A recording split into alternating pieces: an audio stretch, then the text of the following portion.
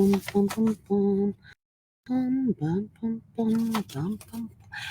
kia ora! Good morning and welcome to a super fantastic, sparkling, thankful Thursday. Yes, that day of the week where we express appreciation, though we should be doing it every single day, for the things that have happened to us this week. We should be grateful in all situations and begin each day with a grateful heart. I had to sit down this morning. I had a most amazing time of writing and just sitting and being in the moment this morning. It was an incredible start. And I'm still trying to figure out. So my slogan for 2020 was 2020 vision beyond what you can see. And it was all about stepping out in faith. 2021 was, it's all about fun in 2021. I have no clue what my slogan for 2022 is going to be. But I know in 2023, it's all about the new me. Came up with that one this morning while I was writing.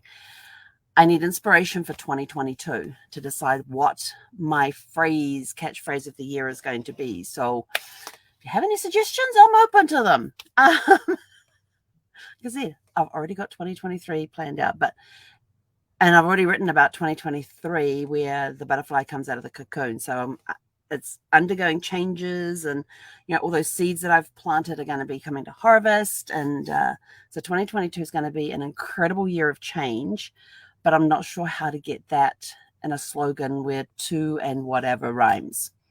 2020 vision beyond what you can see. 2023 was, so I got to figure that one out. But it is a super fantastic, sparkling start to the day. What are you most grateful for this week? I'm grateful for the opportunities I've had this week. It has been a busy, busy week. I can't keep up with the work right now. It is amazing. I had a client reveal on Sunday. I have another one tonight, which is going to affect my time this evening. So walking Zephyr at 5. As soon as we get back from that, I'm going to be hopping onto my live. So it'll be sometime between 5 and 6, probably around 5:30 Mountain Time is when we're going to go live tonight. So just to give you a heads up, we're going to be a little earlier tonight because I have a client reveal to do, and it's going to be a good one. So it may go a little longer than normal, but it's going to be a good one. Let's see. What else have we got for you guys today? What are you most grateful for? Start thinking about what you're most grateful for this year, because next Thursday, which is the last Thursday of the year, we're going to be asking that question. So start thinking of things that you are most grateful about, what happened to you in 2021. I'm already starting on my list. I have a lot to be grateful for this year. I'm just coming from that place. What was the other thing? Oh yeah, my vacation. So question of the day for the month is, what is one of your favorite holiday and vacation memories? Let's see. What can we do with that one? Trying to think. The first time I took Brad to New Zealand, we got married in December of 98, but we didn't get down to New Zealand until 2002. And it was it was so much fun taking Brad back to New Zealand for the first time to meet all of my family in New Zealand. They had met my parents. He actually flew them over for our wedding as a surprise for me, which was kind of cool. But yeah, we had an incredible time. And the funny thing was that we pulled off a major surprise on that one. I'm sure the whole country in New Zealand heard my mother that day when that happened. So what we did is that we had told my parents the day that we were going to be flying in. We had this itinerary all planned. We're in the North Island we were going to go. We're in the South Island we were going to go. We were basically doing here's New Zealand quick trip type of thing. We were down there in April of 2002, because one of the reasons we chose that time to go was because Warbirds Over Wanaka was going to be on that year. They always did even years over Easter weekend. And we had planned the trip, so we would be staying in Queenstown at that time. So we had like an hour's drive up to Wanaka to go see the air show and all of that. And that was like the highlight of the whole trip. That is what I really, really wanted to see. The rest of the place, yes, absolutely. But that was my highlight for the trip. That was my one thing that I wanted to do on that trip. So we got down, so we figured out when we were going to be flying in and all that sort of stuff. And then I called my dad's youngest brother and my aunt. And yeah, they're very good. They're very good. My aunt is very good with pranks and things. And I'm the queen of surprises. So we actually arranged to come in 24 hours early.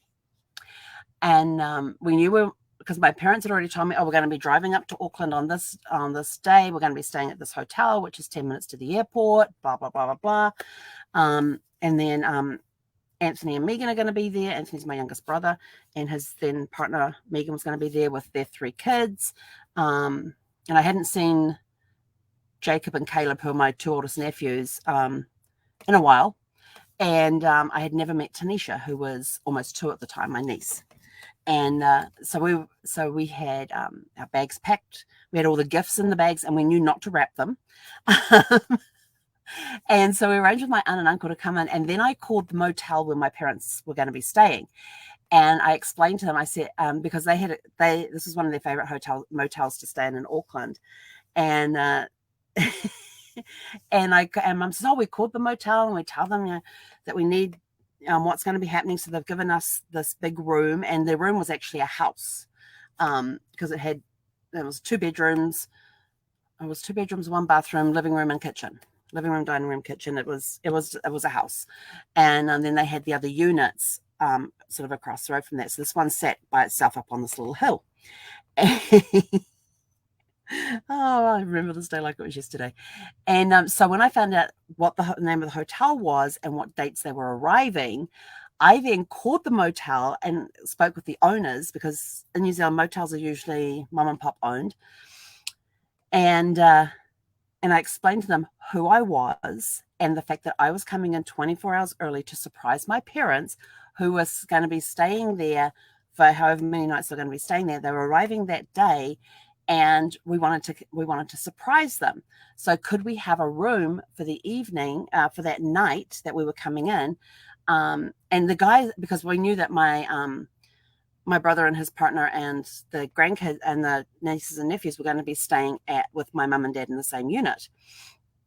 And until we got there, then they were moving to a different room, and they said and they were sort of like, oh, that will be wonderful. And they were so helpful and so cooperative with the whole thing. And so, because I said to them, I'm the daughter from America who's coming in, and they're expecting to pick me up on that day, but I want to come in 24 hours early. Can we have a room? And they was like, absolutely, leave it to us. We'll get it all arranged and everything else. And so I called my aunt and uncle, explained to them what was happening, and they were like all on board on that one. And so we flew in 24 hours early. My aunt and uncle picked us up from the airport, took us back to their place because we couldn't check in at the motel at that time. Then we had to stop somewhere along the way to pick up wrapping paper and tape so we could wrap all the presents, because we had all the Christmas, we had all these gifts with us. It was birthdays and Christmases combined. And so we finally figured it was time to head to the motel. So we called the motel to see if my parents had checked in yet. Did they know what time they were arriving? Blah, blah, blah, blah, blah. And so we got to, and so okay, we're on our way over. We're in Pakuranga and we're on our way over. And so we got to just down the road, and they said, well, call us from just down the street, and we'll let you know if your parents are here yet, and we'll meet you straight in front of the unit. We're like, excellent. They were all on board with the surprise, and they were absolutely brilliant. And so we pulled over to the side of the road, about 100 meters away from the motel, and we called them and says, okay, we're about 100 meters down the road. Are my parents here yet? They said, no, they're not. They said, come straight in. This is when you come up the driveway, then go past the first unit and then take a right turn, and you'll see me standing right there in front of the door. And so we got there. They were standing there. We quickly, and they already had the unit door open. We quickly ran inside. They said, quick, in here.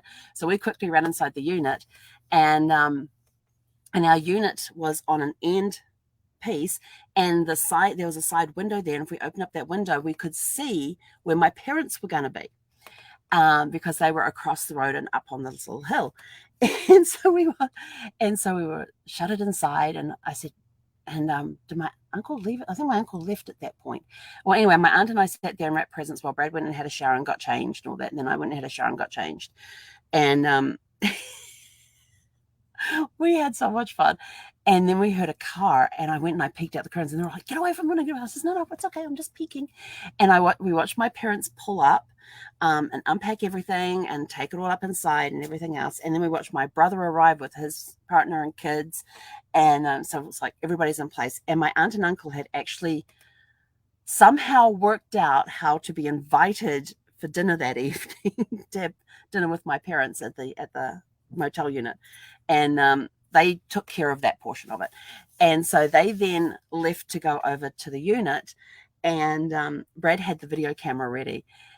And we're sort of like thinking, how are we going to get there? Because looking straight ahead, there was this bay window, and from the ground to the bottom of the window was not very high. And I said, and Brad was 6'5". And I figured I could kind of get down there. And so my aunt and uncle says, "I'll tell you what." They said, give us 10 minutes when we're inside. Give us 10 minutes and we'll get your parents out of the living room, because my aunt and uncle knew the unit. And they said, give us 10 minutes and we'll get them out of the living room and down the other end of the unit. And I went, got it.